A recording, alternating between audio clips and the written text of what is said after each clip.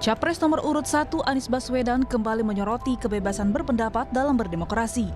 Menurut Anies, kebebasan berpendapat mengalami penurunan sehingga masyarakat menggunakan istilah Wakanda dan Konoha sebagai pengganti kata Indonesia agar tak terjerat Undang-Undang ITE.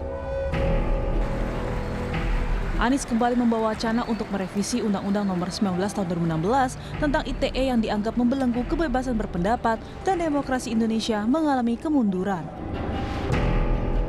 Kita menyaksikan juga bagaimana kebebasan dalam demokrasi mengalami penurunan.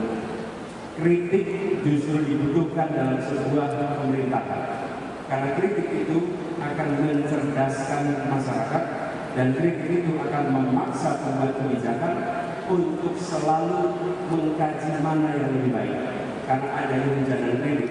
Tapi ketika kritik itu mati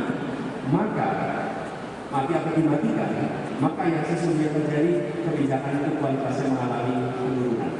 Jadi kami memandang kebebasan ini menjadi salah satu hal yang penting untuk dikembalikan, bahkan kebebasan kepada rakyat secara umum.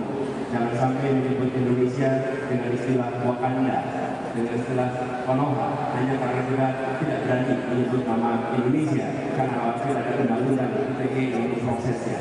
Soal undang-undang yang membelenggu kebebasan itu yang akan direncanakan untuk direvisi.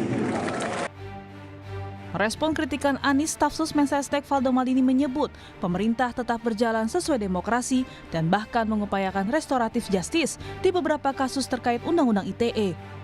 Valdo menyebut demokrasi Indonesia tak mundur hanya karena ada Undang-Undang ITE. Memang perlu perbaikan gitu. Kalau di pick per case by case, ya saya juga bisa pamer case by case sih. Saiful Mahdi di Aceh misalnya, Bang Iqbal. Jadi apalagi upaya restoratif justice yang juga disampaikan Presiden, pemerintah, untuk kita menyelesaikan permasalahan terkait ITE ini gitu. Dan kita sedang berprogres kok. Jadi ya, we are doing on the right way lah. Kalau misalnya pengen dirubah, ya kita mundur lagi nih. Istilah Wakanda dan Konoha kerap digunakan di media sosial. Ungkapan ini digunakan untuk mengkritik situasi terkini yang terjadi di tanah air. Wakanda dan Konoha merupakan wilayah fiktif yang diambil dari cerita fiksi.